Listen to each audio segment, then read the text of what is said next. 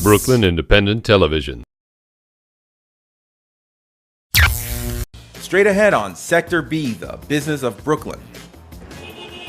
Brooklyn's getting busy with an influx of small technology companies. You know, we have got some very exciting, innovative firms that have been formed in people's living rooms. But the tech sector that's grown up in Dumbo is already invading nearby neighborhoods. A visit from Mr. Chocolate, Jacques Torres, talks about moving his factory to Sunset Park. So why New York? Why Brooklyn? Why the Brooklyn Army Terminal? I look at that building and I get goosebumps. I mean, the history of this building is unbelievable. In another part of Sunset Park, a new spirit takes hold: vodka. Vodka is a technically demanding beverage, and we're building all of our own equipment. The City Foundry, using research, design, and science to revitalize manufacturing in Brooklyn. And in Bushwick, we meet a woman who's really into grooming for the modern man. I was just thinking that it would be interesting to make products that I would want to smell on a guy. So pick your scent and get with the program.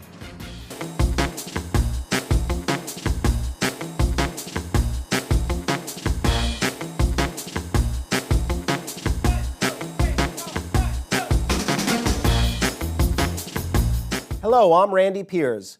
Welcome to Sector B, the business of Brooklyn on Brooklyn Independent Television. California's Silicon Valley and Manhattan's Silicon Alley, Israel, Japan, and Finland.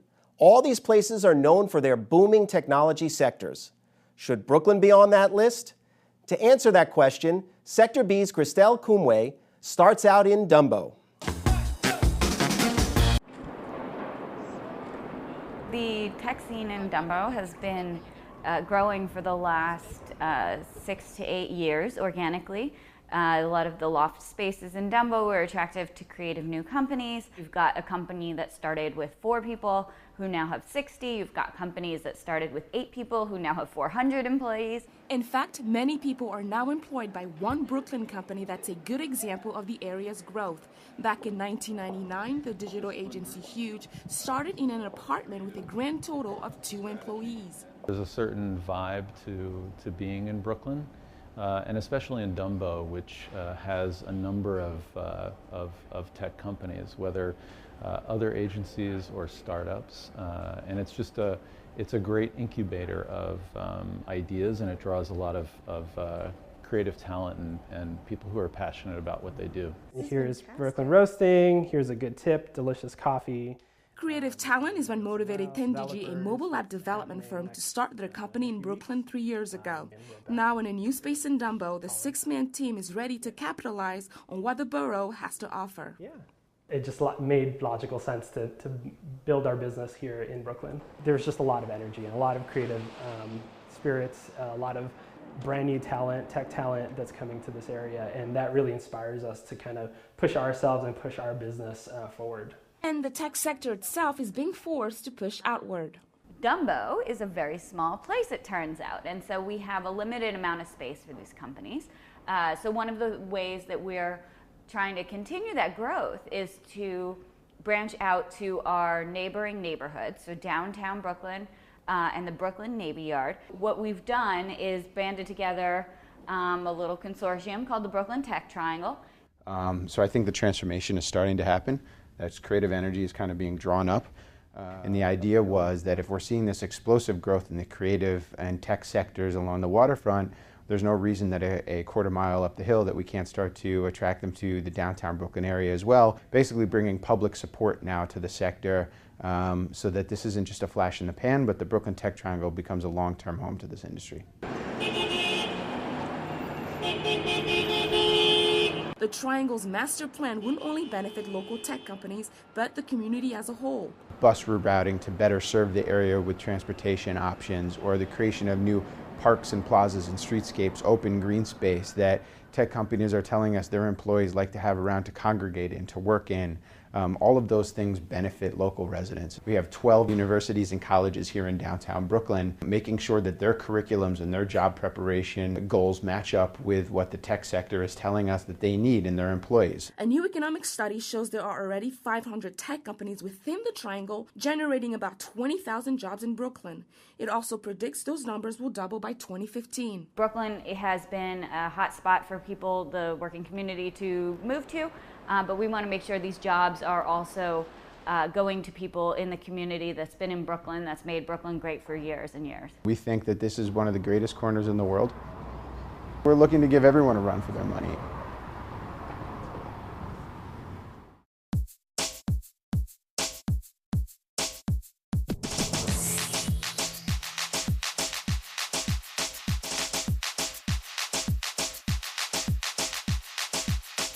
In World War II, the Brooklyn Army Terminal in Sunset Park was the send-off point for millions of U.S. soldiers on their way to Europe. One of the many items handed out to the troops, the iconic American chocolate bar. Today, the huge facility houses medical research firms, scores of artists, light manufacturers making everything from shoes to jewelry to furniture, and now, yes, chocolate. The man in charge of the chocolate will be New York's most famous chocolatier, Jacques Torres, who recently announced he's moving his factory to the terminal. And also joining us is David Meade, Executive Director of the Southwest Brooklyn Industrial Development Corporation. Gentlemen, thanks for being here. Thanks for having us. Thank you. So Jacques, everybody knows you, but why don't you tell us the story of Jacques Torres Chocolates? Jacques Torres Chocolates was born in Brooklyn about 12 years ago in Dumbo. From there, I opened another store downtown Manhattan in Hudson and King. Then the third one was Upper West Side, then Chelsea Market, and now Rockefeller Center. I love to be in Manhattan. Of course, you know, it's practical, we're in the city, but too costly. So I have to find a way to do business and compete. My competitors are actually in not that big city of New York with a lot more costly to do business. So I know making the product in New York is important to you. So why New York? Why Brooklyn? Why the Brooklyn Army Terminal? You know, I fall in love really with New York. It took me a while. That was a cultural shock to come from Bandol. 7,000 people live in my little town where I come from, to New York. But after a couple years in New York, I just love New York. So I was training for the marathon years ago, and I passed by Dumbo, and what an historical area, those bricks and cobblestone, and that was a good feeling there. So that's why I decided to open my first manufacturer there. The second one was in Manhattan, and then it became almost impossible. I don't have enough space. So I was looking to get out of New York actually for manufacturing and bring the product in, when I discovered the Brooklyn Army Terminal. And the first visit, I look at that building and I get goosebumps. I mean, the history of this building is unbelievable. I think only in America you will see a building like that. So I love it. I negotiate a space, and fortunately it worked. So I'm going to stay in New York and hopefully create more jobs. David, the Brooklyn Army Terminal, it's really come on its own of late. Right. Can you tell us a little bit more just about the Army Terminal and about, you know, industrial space in the area? Sure, and it's an exciting time for our organization too, and we work, you know, primarily as a neighborhood-based economic development group, and we are in Sunset Park. We're incredibly excited, I think, not only with Jacques moving, but I think it's a great move for you. The idea that you can condense your manufacturing space and do all that in one location, I think is going to be incredibly competitive and is going to be critical for you moving forward. And we are seeing, particularly in Sunset Park, there's a lot of folks that are looking for space about that size that want to remain competitive in New York and are looking at the Army Terminal as a space where they can do that. So it's exciting times.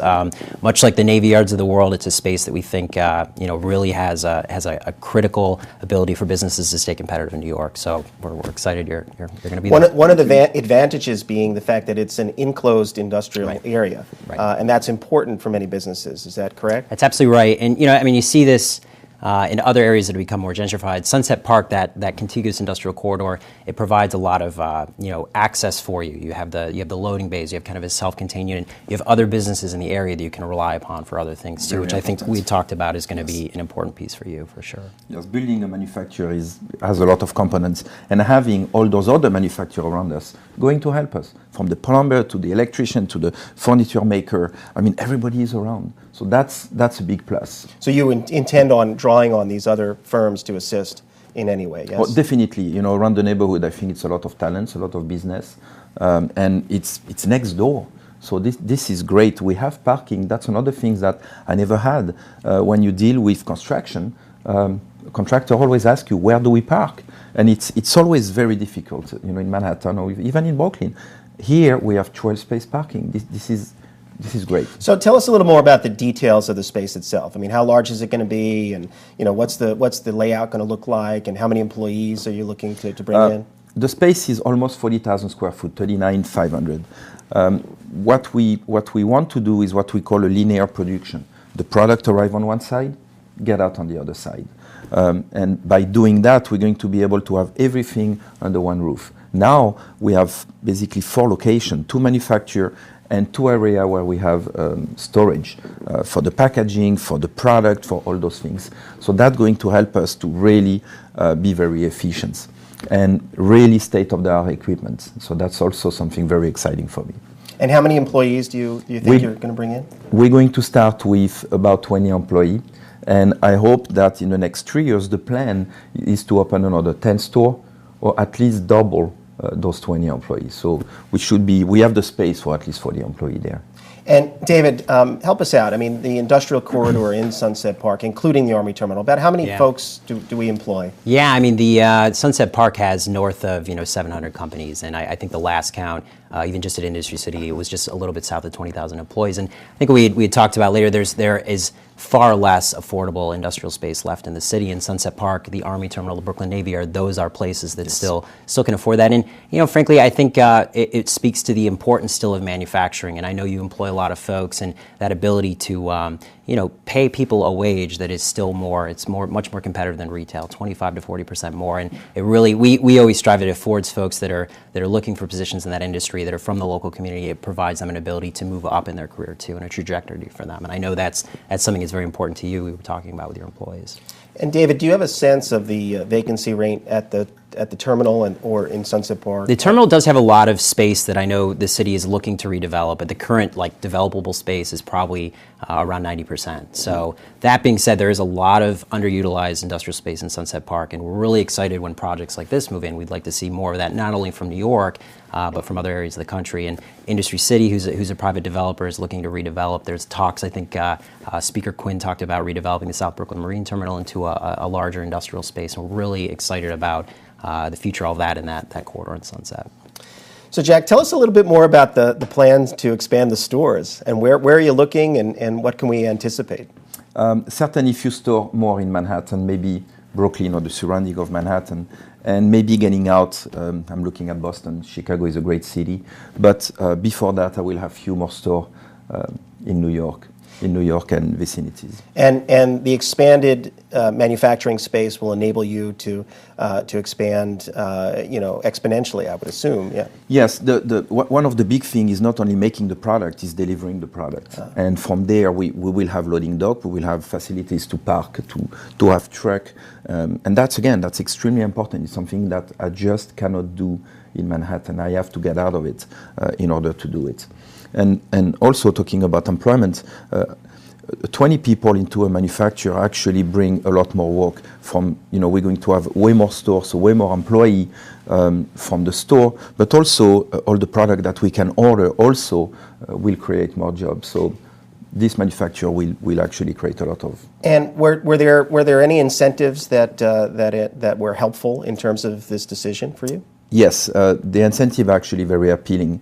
The incentive for electrical use, gas use, moving employee, equipment, we have a lot of incentive there. The time to build this manufacturer, I think the ADC was extremely helpful. You've been extremely helpful with the move. We are just at the beginning of it. and I'm sure I will give you a lot of call to accomplish the business. You nailed it too. It's and Randy, we've talked about this many times. It's critical that the business meets with the right person at the right time, because if you sign a lease or you pull a building permit, you can walk yourself right out of a benefit program. So I'm happy that we've clearly met at the right time, and going to work through a lot of these different incentive programs and also the employment opportunities that are going to be out there in the local community. So. Yeah, I think that's key, and being that I run an employment agency in Sunset Park, there's an industrial workforce there that you can tap into as you begin to expand. So it's no problem to find Oompa Loompas there. We're going to find them. That's a good point. That is a very good point. No, but truthfully, the workforce there is a walk to work workforce. Many of them live in the area. That's great. So retention is usually very high, and many of them are coming in with the industrial skills as well that you might need. So that's a big also incentive. Being on the middle of nowhere, of course expenses are lower, but how do you bring people when you are away from everything? There, it's so many people around that area that having a workforce just there and ready to work, that's a big also incentive. Well, I have to say, I just listening to this vision of yours, it's clear that you're very passionate about what you're doing and where you're going, and I'm just honored to have you on the show. So thank you for being here, David. Thank you Randy. as well, as always, for lending your insights as well.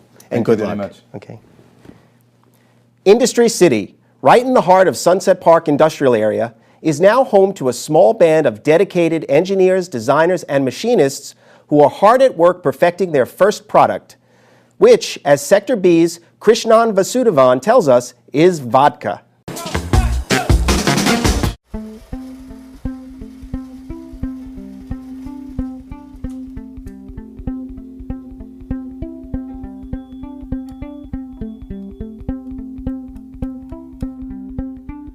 The City Foundry is a small-scale research and development firm, but by small scale, it's not so much that we are small. It's more that we focus on small manufacturing. We want people to be making things that can be sold at a reasonable price, making them here, and making them in-house as much as possible, or as much as they want to. The small manufacturing has gone the way of the dodo. So we bridge the gap between one-off cottage industry style manufacturing and super industrial. So we will make the machines that will make 1,000 pieces, because they don't exist. Perched on the 6th floor of a Sunset Park warehouse complex, the City Foundry, a 5-man creative collective, is using art and science to improve local manufacturing. Their first project is the Industry City Distillery, which is redesigning how vodka is distilled. Vodka is a technically demanding beverage. It's a spirit. It's a technically demanding spirit, and we're building all of our own equipment. We're purpose building all of our own equipment, and there's no real better way to test than to make a technically demanding product. With vodka, you can't really put it in a wood cask and age it. You can't say, well, that wasn't so great, but let's just say this batch has body. Has some serious character to it. You can't really hide anything with the vodka. It is a clear, unaged liquor. So anything that happens throughout the entire process, you're going to taste at the end. So if you're doing things really, really well, you're going to taste it. There's no real margin for error. Nearly all the equipment in the distillery has been modified or custom built from the ground up in less than a year. And many of the components are often found in a science lab, not a distillery. We're using a technology that is something that should be fairly unobtainable for the average distillery. We're using a biotech system of generating potable alcohol in a way that is actually more cost effective than doing it the traditional beverage route. The fractional process will literally allow you to separate out all the components in the alcohol and take them off one by one. Though they have a lot more control over their vodka than the average distillery, the City Foundry team isn't trusting their palates alone in coming up with the right flavor for their product. We're involving the consuming public in a large-scale experiment. We're trying out a couple different flavors, but we're going to approach this as if we don't know what a good vodka is. You can Twitter us, you can Facebook us, or you can call us directly. And somebody will pick up the phone and you can tell us exactly what you think. And we've had people do that. As the first two iterations of the Industry City vodka, which are bottled in-house to limit cost, have hit store shelves, the distillery is constantly improving its process to meet a growing demand. Our development process is entirely iterative. Things do change day to day, and that's intentional. The bioreactors were made the way they are not just because they produce product at a quicker rate, but it's so that we can prototype at a quicker rate. Every day we're able to test 20 to 30 gallons of new material with no downtime. The foundry plans to launch their final product early next year and hopes by showing their process to customers through their website and educational PSAs, people will continue to demand their product.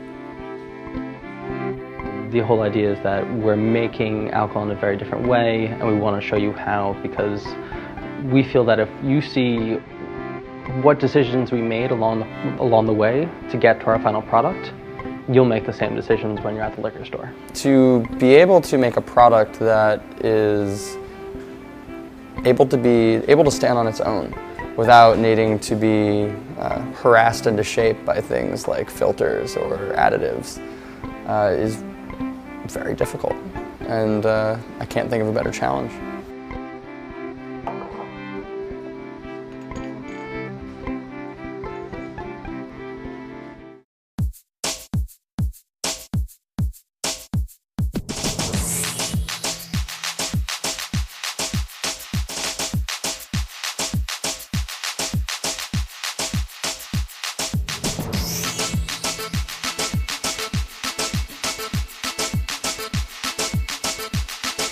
The well-groomed man. It sounds like an advertisement from 100 years ago. But what goes around comes around, which is why a small Bushwick company is making and selling products like pomade, beard oil, and of course, mustache wax.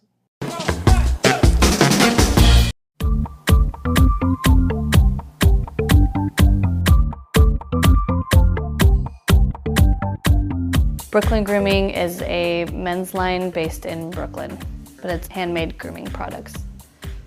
The idea came because it was an extension of a previous line that I'd owned, Pretty Monsters, which is, it was an organic grooming line, but it was more for women. But I was making a lot of masculine products. So the idea just kind of came to me in my sleep. I was just thinking that it would be interesting to make products that I would want to smell on a guy. I make everything by hand in the studio, and I do that just because I feel like I can ensure that everything that comes out of the studio is of the highest quality possible. I know where my ingredients are sourced, where they come from, and that's really, really important to me. I think that's something that's not very common anymore. A lot of products are mass-produced, and that's not necessarily a bad thing, but I would prefer to have very high-quality, small batch products instead. I've been bartending for the last 10 years, and a lot of the principles of that is mixing something sour with something sweet, and so it balances out the flavor. And a lot of my inspiration actually comes from creating cocktails and understanding how different flavors affect the taste of things. Naming scents after different neighborhoods, it's not a literal translation. So in other words, when I say this is what Williamsburg smells like, it doesn't mean that's what Williamsburg smells like. It's my idea of what I would want the man or woman who lives in that area to smell like. With Williamsburg, I felt like there was a lot of kind of lumberjacky looking dudes, which made me think of wood. Red Hook, it's like a very industrial area. I just thought of like passion, fire. Then Fort Greene, I noticed a lot of guys like the smell of greens, like crushed greens. I wanted to do something kind of ginny. Business has been good. I feel like a lot of guys are looking for natural grooming products. I think men's grooming is kind of blowing up a little bit, but it's been really great, and the customers that I've had so far have been awesome. I think what sets us apart from other grooming lines is the scents. A lot of the grooming products that I was using and trying out, I just didn't like the smell of them. They smell really like soapy and synthetic. So the reason for creating like these very specific scents is I wanted to create something that I would want to smell on a guy. It's all very like natural and earthy and rustic and not overpowering.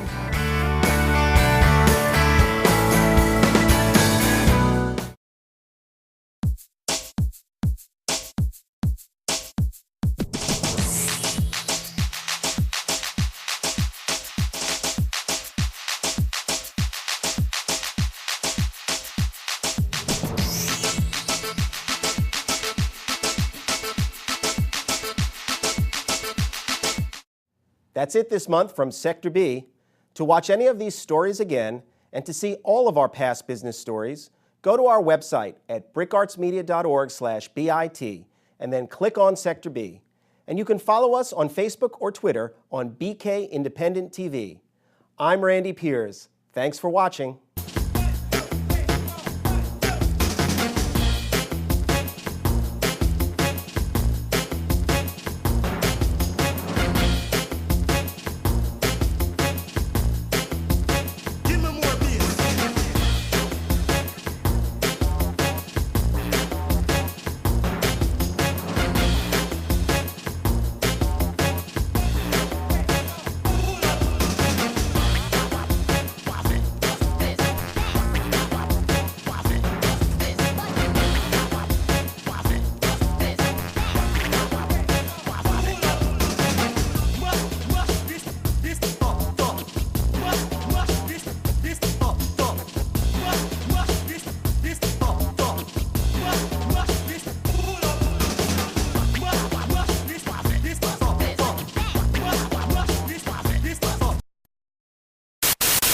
Watch this and other Brooklyn Independent Television episodes online at bricartsmedia.org/BIT.